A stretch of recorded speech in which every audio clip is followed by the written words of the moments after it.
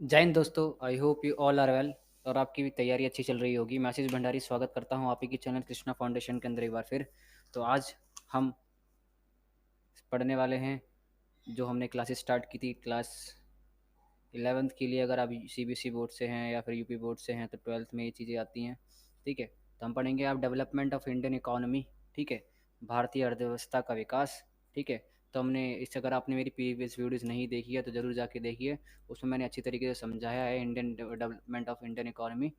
ठीक है, और अगर चैनल पे नए हो तो चैनल को लाइक कीजिए, शेयर कीजिए, सब्सक्राइब कीजिए अपने दोस्तों के साथ। ठीक है, और आपके लिए एक इन्फॉर्मेशन ये है कि अगर आप चाहते हैं कि पूरे के पूरे आप क्या कहते हैं पूरा का पूरा कोर्स एक्सेस कर पाएँ, पूरा कंप्लीट कोर्स जॉइन करना चाहते हैं तो आपको क्या करना पड़ेगा। सामने आपको क्यूआर कोड दिख रहा होगा, इसको स्कैन करना है और आपको इस पे सिर्फ 201 रुपये की पेमेंट करनी है। ओनली 201 201 रुपये की पेमेंट करनी है। जैसे ही आप 201 रुपये की पेमेंट करते हो 9278032677 इस नंबर के थ्रू भी आप पेमेंट कर सकते हैं, फ़ोनपे गूगल पे। जैसे ही आप पेमेंट करते हो 9278032677 पर इसी नंबर पर आपको व्हाट्सएप करना है अपनी पेमेंट हिस्ट्री का। जैसे ही आप पेमेंट हिस्ट्री का जो व्हाट्सएप करते हैं आपको एक ग्रुप में ऐड कर दिया जाता है। ग्रुप में ऐड होने के बाद आपको क्या क्या फैसिलिटीज़ मिलने वाली है वो देख लेते हैं। पीडीएफ मिलेगा आपको, नोट्स मिलने वाले हैं, कॉम्प्रीहेंसिव प्रिपरेशन कराई जाएगी हमारी तरफ से। मतलब कि हमारे तरफ से प्रोवाइड की गई पीडीएफ्स एंड नोट्स और जो हमारी बुक है डेवलपमेंट ऑफ इंडियन इकोनॉमी की, लेने के बाद आपको कहीं से भी किसी भी तरह का सपोर्टेड मटेरियल लेने की ज़रूरत नहीं पड़ेगी। पूरा का पूरा जो कोर्स है वो पूरा का पूरा कोर्स आपके एग्जाम ओरिएंटेड है। रिवीजन के लिए माइंड मैप कराया जाता है।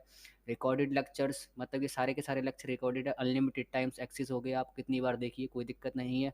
और जो आपको 201 रुपये की पेमेंट करनी है, वन टाइम पेमेंट है। पेमेंट करने से पहले आपको व्हाट्सएप नंबर पे आपको एक बार कॉल करनी पड़ेगी व्हाट्सएप पे, क्योंकि ये नंबर पे आपको कॉल नहीं लगता है, सिर्फ आपको व्हाट्सएप पे करनी पड़ेगी कॉल। ठीक है, पर्सनल गाइडेंस के साथ साथ आपको आपको मेरी क्लास मिलना शुरू हो जाएगी। और ये है मेरी एजुकेशन क्वालिफिकेशन का, आपको क्यों मेरी क्लासेस लेनी चाहिए। ग्रेजुएशन कर रखा है मैंने दिल्ली यूनिवर्सिटी से, पीजी कर रहा हूँ मैं अलीगढ़ मुस्लिम यूनिवर्सिटी से 5 ईयर एक्सपीरियंसिस है मुझे टीचिंग लाइन का। और अदर भी एक्सपीरियंसिस है, लेकिन वो आपको आपके लिए अभी इतना सफिशेंट है, इतना ही काफ़ी है। ठीक है, और एक इन्फॉर्मेशन ये है, जो भी आप पेमेंट करते हैं उसका 5% जाता है आपका एनिमल वेलफेयर फंड में। जो जानवरों के क्या कहते हैं रिहेबिलिटेशन सेंटर में, मतलब कि बहुत सारे जानवर जो होते हैं सड़कों पे घूमते हैं, तो उनके लिए बहुत सारे क्या कहते हैं संस्थाएं खुली है जो उनकी केयर करती है, तो उनमें 5% आपकी फ़ीस जाती है। एक तरीके से आप अपनी पेमेंट के थ्रू, फीस के थ्रू आप क्या कहते हैं हमारे नोबल कोर्स भी कर रहे हैं, एक अच्छा काम, एक परोपकारी काम भी कर रहे हैं, समाज की सेवा ही कर रहे हैं। ठीक है, तो चलिए स्टार्ट करते हैं हम। ठीक है, अब हम पढ़ेंगे डेमोग्राफिक प्रोफाइल। ठीक है, मतलब कि जननांग की स्थिति, जब भारत आज़ाद होने वाला था उस समय भारत की क्या किस तरह की स्थिति थी, जननांग की स्थिति कैसी थी। ठीक है, उसको समझते हैं। देखो, जननांग की स्थिति का मतलब क्या होता है, डेमोग्राफिक प्रोफाइल का मतलब क्या होता है। Demography refers to the study of various aspect of population, मतलब कि जननांकी से तात्पर्य जनसंख्या के विभिन्न पहलुओं, जैसे कि आपका population such as age is sex, education level, income level, marital status, birth rate, death rate, ETC. मतलब कि किसी भी देश की जनसंख्या को समझना किसके द्वारा, वहाँ के लोगों की आयु कितनी है, वहाँ के लोगों में लिंग अनुपात कितना है। ठीक है, कितने लोग, कितने महिला हैं, कितने पुरुष हैं, शिक्षा का स्तर कैसा है वहाँ का, आय का स्तर कैसा है, वैवाहिक स्थिति वहाँ पर कैसी है, जन्म दर कैसी है, मृत्यु दर कैसी है। ठीक है, तो इन सब चीज़ों को समझना ही इन सब को पढ़ना क्यों पढ़ा जाता है। हम जनांकीय जनसांख्यिकी के अंदर हम पढ़ते हैं क्योंकि हम उस देश की या उस एरिया की जनसंख्या के बारे में जान सके। ठीक है, आप समझते हैं British during the British rule, British शासन के दौरान, थोड़ा आपको एक बार और समझा देता हूँ। Demography refers to the study of various expect of population, मतलब कि जननांकी से तात्पर्य जनसंख्या के विभिन्न पहलुओं, जैसे कि आयु, लिंग, शिक्षा का स्तर, आय स्तर, वैवाहिक स्थिति, जन्म दर, मृत्यु दर आदि के अध्ययन से है। मतलब कि अगर हम किसी देश की जनसंख्या के बारे में जानना चाहते हैं तो आपको क्या क्या पढ़ना पड़ेगा, जनसांख्यिकी के अंदर वहाँ की लिंग, वहाँ पे लोग पुरुष कितने हैं, महिला कितने हैं, शिक्षा का स्तर कैसा है, आय का स्तर कैसा है, वैवाहिक स्थिति कैसी है, जन्म दर कैसी है, वहाँ पे मृत्यु दर कैसी है। इन सब को पढ़ने के बाद हम क्या समझ सकते हैं, वहाँ की जनसांख्यिकी, मतलब कि डेमोग्राफिक प्रोफाइल। ठीक है, आप समझते हैं ब्रिटिश रूल के दौरान क्या कहते हैं, जो डेमोग्राफिक प्रोफाइल थी, जनसांख्यिकीय प्रोफाइल थी, वो कैसी थी। ठीक है, high birth rate and death rate, जन्म दर और मृत्यु दर, उच्च जन्म दर एंड मृत्यु दर। देखो, जन्म दर और मृत्यु दर, जन्म दर से तात्पर्य, पहले सबसे पहले जन्म दर होती क्या है वो देख लेते हैं, इससे आपको दिक्कत ना हो। नीचे करता हूँ आपको, ठीक है। जन्म दर, जन्म दर से तात्पर्य एक वर्ष में प्रति 1000 व्यक्तियों पर पैदा होने वाले बच्चों की संख्या से है। मृत्यु दर से तात्पर्य एक वर्ष में प्रति 1000 व्यक्तियों पर मरने वाले लोगों की संख्या से है। औपनिवेशिक काल के दौरान जन्म दर और मृत्यु दर दोनों बहुत अधिक थी, लगभग 48 और 40 थी, जिसका अर्थ ये है कि भारत की जनसांख्यिकी संक्रमण के पहले चरण 1921 से पहले पर था। वर्ष 1921 को महान विभाजन का वर्ष माना जाता है, क्योंकि इसके बाद भारत ने जनसांख्यिकी संक्रमण के दूसरे चरण में प्रवेश करना शुरू कर दिया था। मैं आपको समझाता हूँ ये क्या कहना चाहता है, ठीक है। ये क्या कहना चाहता है वो उसको समझते हैं, ठीक है। देखो, जब भारत आज़ाद हुआ ना, उस टाइम में जो बर्थ रेट थी वो भी बहुत ज़्यादा थी। आप समझते बर्थ रेट क्या होती है वो समझ लेते हैं। Birth rate refers to the number of children born per 1000 individual in a year. मतलब कि एक देश के अंदर 1000 बच्चों में 1000 कितने बच्चे पैदा हुए हैं, उसी के आधार पर हम क्या कहते हैं बर्थ रेट की गणना करते हैं, ठीक है। और डेथ रेट क्या होती है? डेथ रेट होती है आपकी, क्या कहते हैं, नंबर्स ऑफ पीपल डाइंग पर 1000 पर्सन इन अ ईयर। मतलब कि एक एक क्या कहते हैं, मतलब कि आप कह सकते हो कि एक साल के अंदर मतलब कि 1000 बच्चों में से कितने बच्चे मर गए, ठीक है। या ठीक है, 1000 बच्चे पैदा हुए, ठीक है, उनमें से कितने बच्चे मर गए, ठीक है। तो उसी के अनुपात को, उसी के रेशो को हम क्या क्या कहते हैं, हम डेथ रेशो। और बर्थ रेट में क्या होता है, 1000 बच्चे एक साल में पैदा हुए, ठीक है, ठीक है, और उसमें से क्या कहते हैं कितने बच्चे जीवित रह गए, उसको बोलते हैं बर्थ रेट। समझ आ गया आपको? हाँ। During colonial period both birth rate and death rate were high. देखो, बर्थ रेट और डेथ रेट वो कितनी थी, बर्थ रेट कितनी थी 48, और जो डेथ रेट कितनी थी इसमें 40। देखो, बर्थ रेट और डेथ रेट में क्या है समझने का मतलब कि बच्चे पैदा बहुत क्या कहते हैं बहुत तेजी से हो रहे थे। क्यों हो रहे थे? लोगों को में शिक्षा का अभाव था। शिक्षा का अभाव, जो भारत की लगभग अधिकांश जनसंख्या अशिक्षित थी, इलिटरेट थी, उनको पता नहीं था, परिवार नियोजन इन सब के बारे में कुछ पता नहीं था, ठीक है। वो बच्चों को भगवान की देन माना करते थे, ठीक है।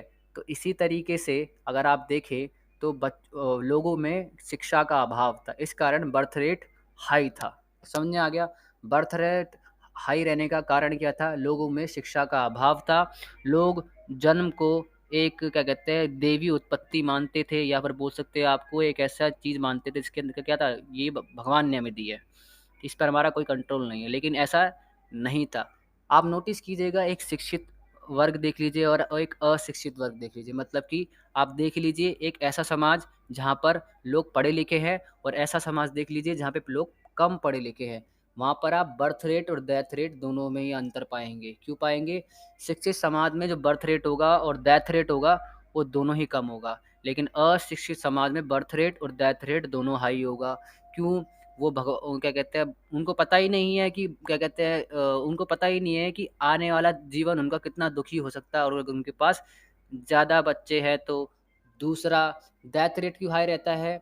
जहाँ पर अशिक्षा रहती है वहाँ पर क्या कहते हैं मेडिकल फैसिलिटीज़, डॉक्टर्स, ये सब बहुत कम होते हैं, क्योंकि वहाँ पे लोग पढ़े लिखे लोग कम होते हैं, तो वहाँ पर सुविधाएं भी लोगों को कम मिलती हैं। लोग अपने अधिकारों के प्रति सरकार का विरोध नहीं कर पाते हैं। वो कहते हैं जैसे ज़िंदगी चल रही है वैसी चलने दीजिए।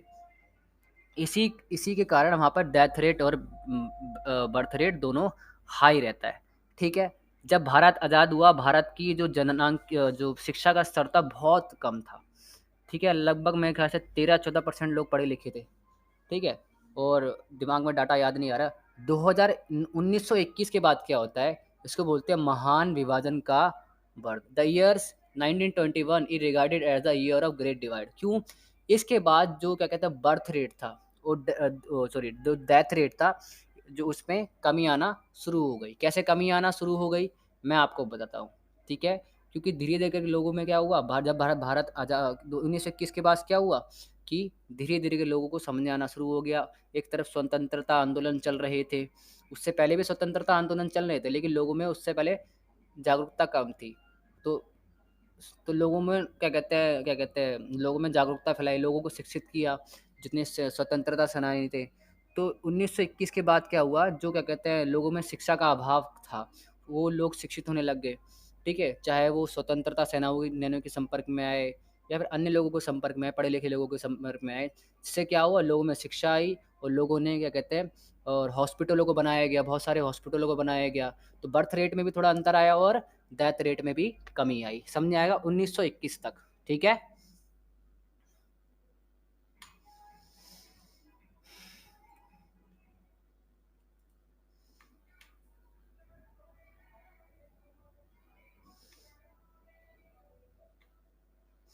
लो लिटरेसी रेट, कम साक्षरता दर, ठीक है?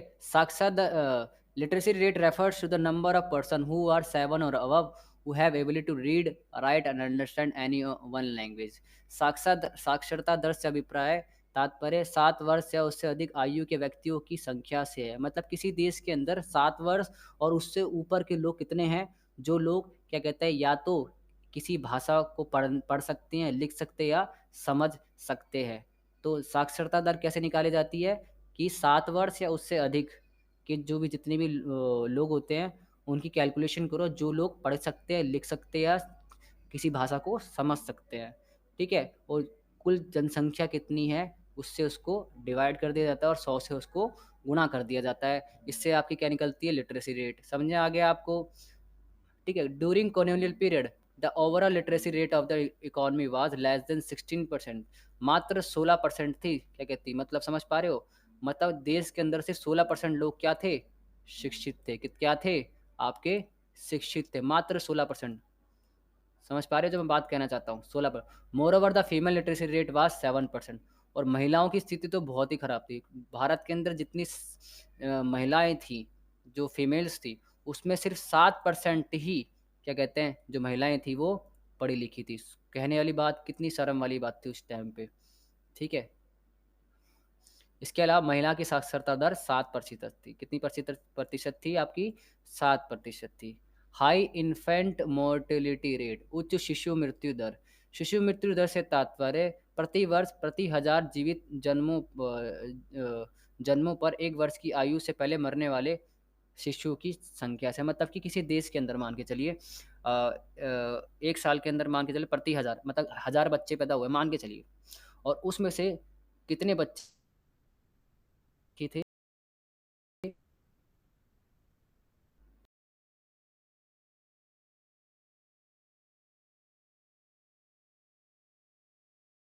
तो का अनुपात इस तरीके से निकाला जाता है। तो infant mortality rate refers to the number of infant dying during the age of 1 years per 1000 living birth annually. मतलब 1 साल के अंदर 1000 बच्चों में कितने बच्चे ऐसे थे जिनकी मृत्यु होगी और उनकी आयु 1 साल से कम थी, ठीक है? अब देख लीजिए इन्फेंट मोर्टेलिटी रेट जो थी लगभग 218 पर 1000 थी, ठीक है? 1921 से पहले की बात बता रहा हूँ मैं आपको। 1921 के बाद ये थोड़ा कम हुआ था क्योंकि सुविधाएं लोगों को मिलना थोड़ा बढ़ गई थी। हॉस्पिटल भी बड़े पैमाने पर खुलना शुरू हो गए थे, ठीक है? औपनिवेशिक काल के दौरान इन्फेंट मोर्टेलिटी रेट, जिसको बोलते हैं उच्च शिशु मृत्यु दर, वो लगभग 218 प्रति हजार थी। मतलब 1000 में से 218 व्यक्ति मर जाया करते थे जिनकी आयु 1 साल से कम थी। समझ आ गया? आगे बढ़ते हैं। Poor health facilities. Poor health facilities का मतलब क्या है? खराब स्वास्थ्य सुविधाएं। ये आपको पढ़ के ही समझ में आ गया होगा कि मैं क्या कहना चाहता हूँ। पुअर हेल्थ फैसिलिटीज का मतलब क्या है, मैं आपको समझाता हूँ। जब भारत आज़ाद हुआ उस टाइम पे क्या कहते हैं, देखो अपना प्राइमरी हेल्थ सेंटर नहीं था, प्राथमिक स्वास्थ्य सुविधा केंद्र नहीं था, ठीक है? बड़े बड़े अस्पताल नहीं थे, ठीक है? Public health facilities were either unavailable or when available were highly inadequate, due to which water and airborne diseases were widespread and took a huge toll on life. सार्वजनिक स्वास्थ्य सुविधाएं मतलब कि हॉस्पिटल्स की मैं बात कर रहा हूँ, ठीक है। या तो अनुपलब्ध या तो थी नहीं। हॉस्पिटल तो कहीं गांव में तो बहुत सालों तक भी हॉस्पिटल नहीं आए, अगर आप देखा हो तो। आज भी भारत में कुछ गांव ऐसे हैं, अब अधिकांश तो नहीं, बहुत कम गांव ऐसे हैं जहाँ पर आज भी एक हॉस्पिटल या नहीं है, या फिर हॉस्पिटल है तो उनको कम से कम 5-6 किलोमीटर दूर जाना पड़ता है अपना इलाज कराने के लिए। और अगर उपलब्ध थे तो अत्यधिक अपर्याप्त, मतलब कि अगर वो हॉस्पिटल गए तो अच्छा खासा खर्चा करना पड़ता था। सिर्फ वही लोग जाते थे हॉस्पिटल, ये जो तो या तो सरकारी नौकरी में हुआ करते थे, जहाँ जिनके पास अच्छा पैसा होता था, ठीक है। जिसके कारण जल और वायु जनित बीमारी व्यापक हो गई थी। मतलब कि जब लोगों के पास हॉस्पिटल जाने की सुविधाएं नहीं होंगी, वो जा नहीं पाएंगे, तो ऑब्वियस सी बात है, जो पानी से बीमारियां फैलती है, जो और हवा से वायु बीमारियां फैलती है, उनको मौका मिल जाएगा, ठीक है। और वो लोग छोटी छोटी बीमारियों पर लोग मर जाया करते थे। आपको पता समझने आ रहा है, जो इन्फेंट रेशो था, तो शिशु मृत्यु दर थी, और जो मृत्यु दर थी वो इतनी ज़्यादा क्यों थी? क्योंकि पुअर हेल्थ फैसिलिटीज़ थी, मतलब कि खराब स्वास्थ्य सुविधाएं थी, मतलब कि लोगों के पास सुविधाएं बिल्कुल नाम मात्र थी। समझ आ गया आपको? चलिए आगे बढ़ते हैं। लो लाइफ एक्सपेक्टेंसी, कम जीवन प्रत्याशा। अब देखो, it refers the average number of year for which a person is expected to live. ये उन औसत वर्षों को संदर्भित करता है जिनके लिए एक व्यक्ति के जीने की उम्मीद की जाती है, मतलब कि एक इंसान कितने साल तक जीवित रहता है, उसको बोलते हैं हम जीवन प्रत्याशा, ठीक है। Due to poor health facilities, poor health facilities मतलब कि लोगों के पास क्या नहीं थी? लोगों के पास स्वास्थ्य सुविधाएं नहीं थी, अगर सुविधाएं थी तो खराब स्वास्थ्य सुविधाएं थी, ठीक है। औपनिवेशिक शासन के दौरान, ठीक है, the life expectancy during colonial rule was as low as 44 year. मतलब कि जब भारत आज़ाद हुआ, आज़ादी से पहले, तो उस टाइम पे सिर्फ वो लोग 44 साल तक, एवरेजली औसतन 44 साल तक जिंदा रह पाते थे। आज तो मेरे ख्याल से ज़्यादा हो गए, 65-66 हो गई है, ठीक है। उस जब भारत आज़ाद हुआ उस टाइम कितनी थी? 44 साल। समझ पा रहे हो? इतनी कम थी, क्यों थी? कि स्वास्थ्य सुविधाएं थी नहीं। छोटा सा बुखार हुआ, लोगों को झिला है नहीं, वो लोग मर जाते थे। जबकि 2018 में प्रकाशित नवीनतम WHO डेटा के अनुसार भारत की वर्तमान जीवन प्रत्याशा कितनी है? 88.8 वर्ष। मतलब कि आज वर्ल्ड वर्ल्ड हेल्थ ऑर्गेनाइजेशन क्या है? ये विश्व, उसको बोलते हैं विश्व स्वास्थ्य संगठन। एक, ये किसका इकाई है? ये आपकी संयुक्त राष्ट्र संघ की एक इकाई है, जो क्या कहते हैं, भारत विदेशों के अंदर जो स्वास्थ्य सुविधाएं, या या फिर जो जितनी भी क्या कहते हैं हेल्थ सेक्टर से जुड़ी न्यूज़ होती है ना, वो पब्लिश करता है कि कितने लोगों को ये बीमारी हुई। जैसे कोरोना की जब क्या कहते हैं बीमारी जब आई थी, तो कोरोना के बारे में पूरे देश में जागरूकता किसने फैलाई थी? WHO ने, वर्ल्ड हेल्थ ऑर्गेनाइजेशन, विश्व स्वास्थ्य संगठन के अंदर ने, ठीक है। तो उसने क्या बोला है, भारत 2018 में क्या बोला है कि भारत की जो जीवन प्रत्याशा, लोग अब भारत के अंदर लगभग 88 साल तक जीवित रहते हैं, ठीक है।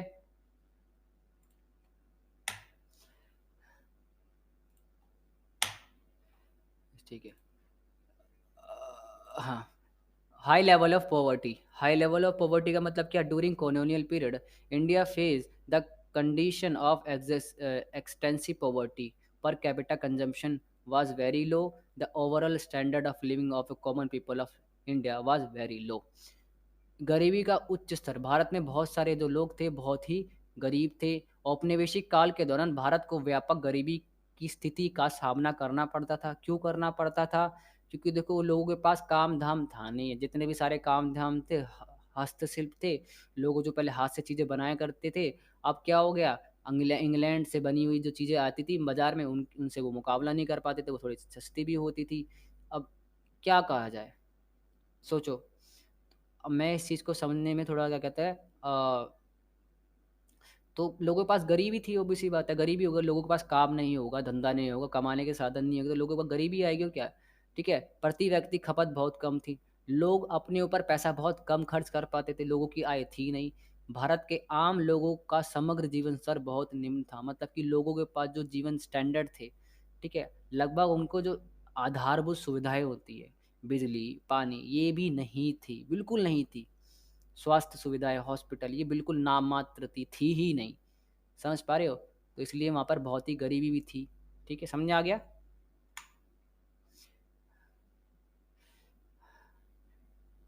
ठीक है, तो आज के लिए इतना ही काफ़ी है। मिलेंगे अपनी नेक्स्ट वीडियो के अंदर। अगर चैनल पे नए हो तो चैनल को लाइक कीजिए, शेयर कीजिए, सब्सक्राइब कीजिए और बने रहिए हमारे साथ। ठीक है? जय हिंद, जय भारत।